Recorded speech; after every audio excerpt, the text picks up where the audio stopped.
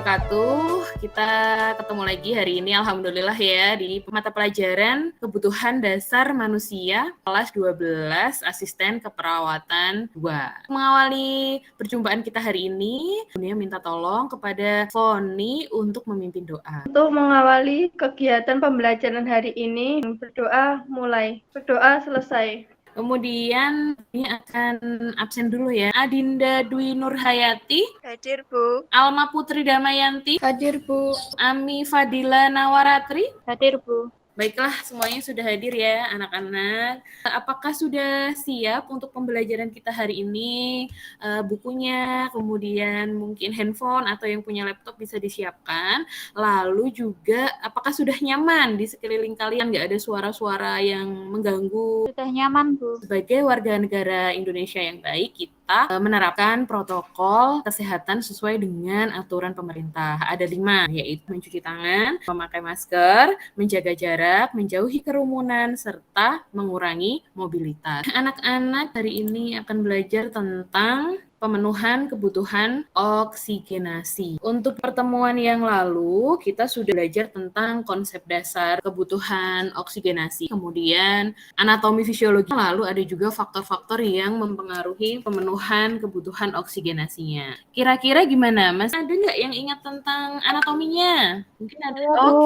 Oke, silahkan Dede Rahma. Anatomi sistem pernafasan.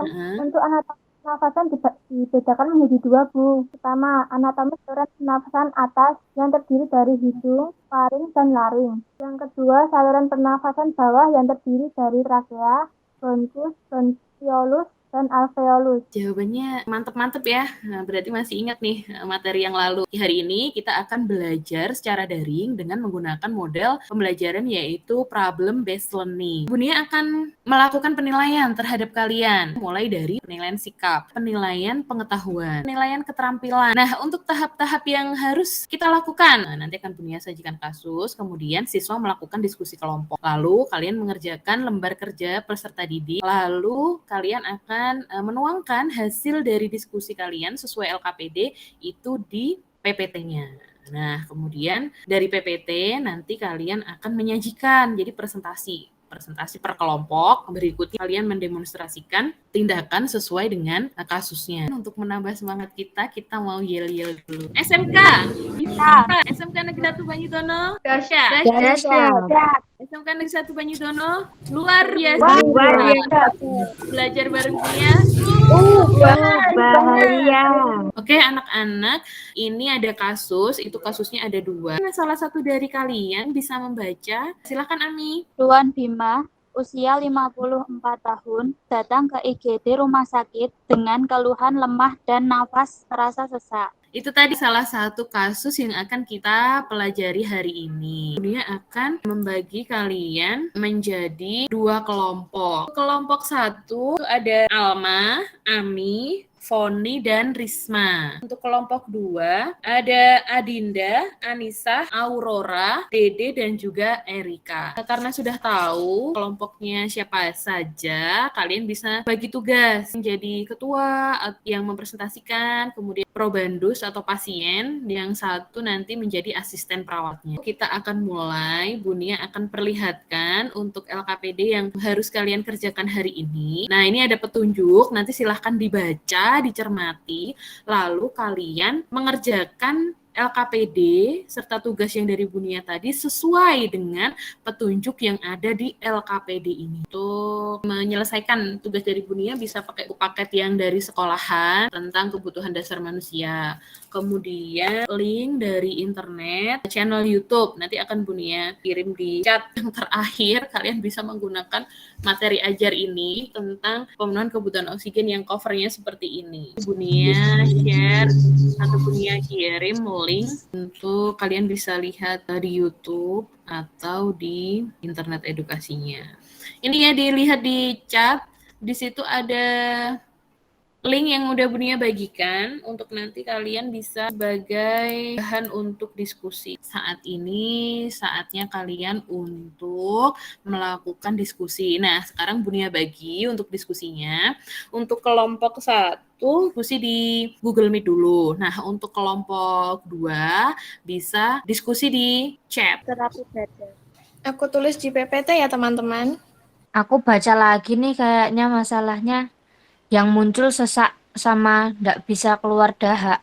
Untuk presentasi, nanti kelompok 1 mempresentasikan hasilnya. Kemudian langsung ditanggapi oleh kelompok 2. Oke, silahkan Dede Rahma. Saya Dede Rahma Fatimah dari kelas 12 KPR 2 akan mempresentasikan hasil dari kelompok 2. Kasus 2.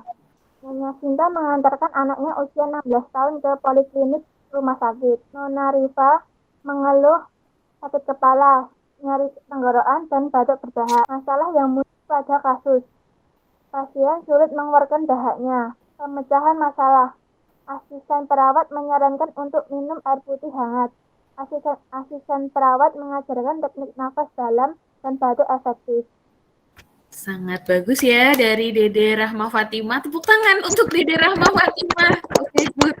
Baiklah anak-anak, itu tadi tampilan dari kelompok yang kedua. Mungkin dari kelompok 1 ingin menanggapi atau bertanya? Monggo, silahkan. Oh, Alma. Ya, Alma, silahkan. Oke, silahkan dari kelompok yang kedua. Pertanyaannya adalah seperti ini. Dari presentasi tadi, mengapa saat suhu dingin Nona Rifa bersin-bersin dan mengeluarkan ingus?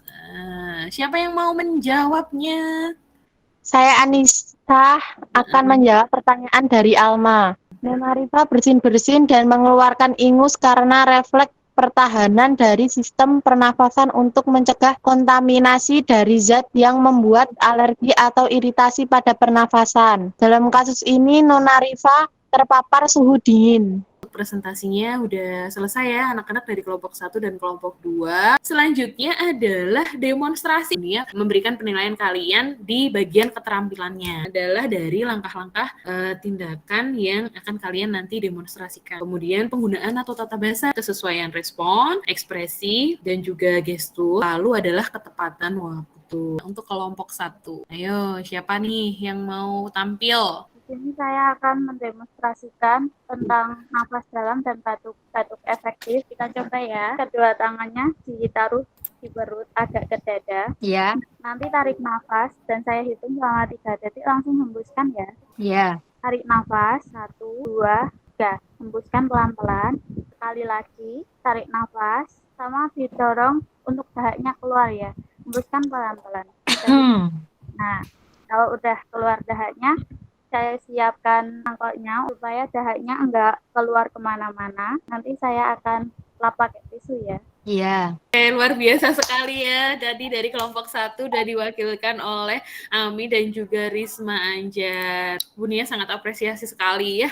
Oke, luar biasa. Untuk kelompok 1 dan kelompok 2 bisa untuk saling menanggapi. Tidak ada Bunia, saya sudah paham. Karena kalian tadi udah sangat bagus sekali, udah luar biasa sekali dalam menyajikan ya, baik presentasi maupun demonstrasi. Nah, ini untuk materi penguatannya adalah tentang gangguan pemenuhan kebutuhan oksigenasi. Nah, di sini untuk gangguan itu ada 4. Pertama adalah gangguan irama pernafasan.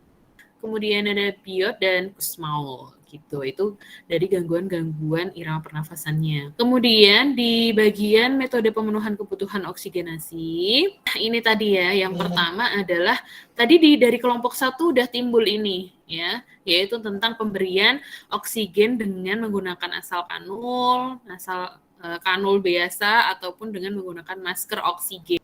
Nah, ini tadi ya, ada yang ketiga adalah nafas dalam. Kemudian batuk efektif. Nah, untuk nafas dalam tadi sudah dijelaskan atau didemonstrasikan juga untuk kelompok 1 dan kelompok yang kedua. Nah, ini nanti kalian mengatur posisi pasien tadi ya. Lalu itu kita menempatkan 2 tangan pada abdomen. Nah, untuk caranya ya, tadi kan kalian udah melakukan tuh. Misalkan posisikan pasien yang nyaman. Bisa seperti ini, tangannya di samping seperti ini, dan yang satu di bagian perut seperti ini. Atau tadi yang sudah dipraktekkan dari kelompok 1 ataupun 2 itu begini. Pokoknya intinya yang rileks seperti itu. Kemudian kita minta pasien untuk bernafas secara rileks, bersandar, atau mungkin berbaring pun juga bisa. Ya, jadi seperti ini.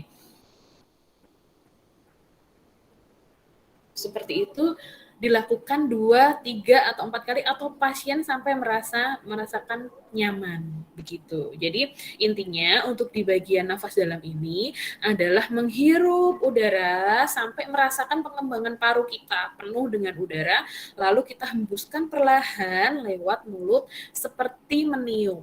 Kita akan menarik kesimpulan. Kira-kira apa nih kesimpulan dari materi ini? Oke, silahkan Foni. Ya. Kesimpulan hari ini kita mempelajari pemenuhan kebutuhan oksigenasi sesuai dengan kebutuhan pasien, Bu. Oke, berarti kita tadi karena udah belajar dari kasus ya, Foni ya, dan juga anak-anak semuanya.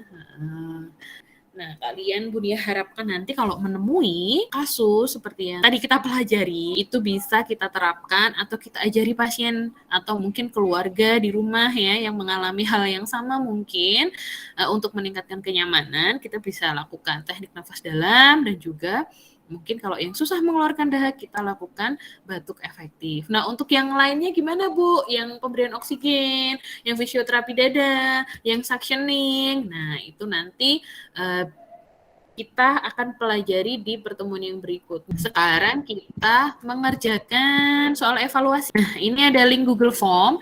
Nanti ada 10 soal pilihan ganda bisa kalian kerjakan. Kita mulai dari 11.59. Ayo, semangat mengerjakan soal evaluasinya. Nah, di sini kalian bisa lihat ya.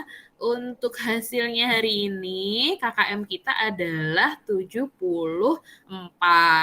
Berarti yang 7 orang itu nanti sudah lolos dari KKM. Nah, kita refleksi dulu kira-kira tadi mulai dari awal baca kasus, kemudian kita presentasi, demonstrasi, lalu kita lakukan evaluasi, lalu untuk model pembelajaran kita yang seperti ini tuh kira-kira gimana anak-anak?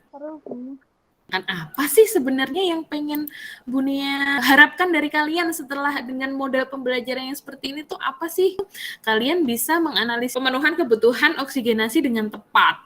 Nah, tadi kan ada tuh yang dari kelompok 1, oh ada macam-macam kebutuhannya, ada oksigen, ada ini, tapi yang kita lakukan di pembelajaran kita hari ini adalah melakukan teknik nafas dalam dan batuk efektif, baik di kelompok 1 maupun di kelompok yang kedua. Nah, kemudian kalian bisa tuh menentukan pemenuhan kebutuhan oksigen sesuai dengan kebutuhan dari klien. Itu yang Bunia harapkan dari kalian. Lalu kalian bisa mendemonstrasikan pemenuhan kebutuhan oksigen yang tepat dan menampilkan sikap ramah, percaya diri, tanggung jawab saat melakukan tindakan pemenuhan kebutuhan oksigenasinya. Meskipun tadi saat kalian lakukan kepada pasien, nah ini cuman ini ya masukan aja karena semuanya udah bagus tadi. Untuk yang kelompok 1 pada saat demonstrasi itu udah oke, ya. Jadi ada timbal balik antara si pasien dan juga si perawatnya seperti itu. Namun mungkin pasiennya lebih bisa menyampaikan, oh sus ini bagaimana atau seperti itu. Tapi udah oke.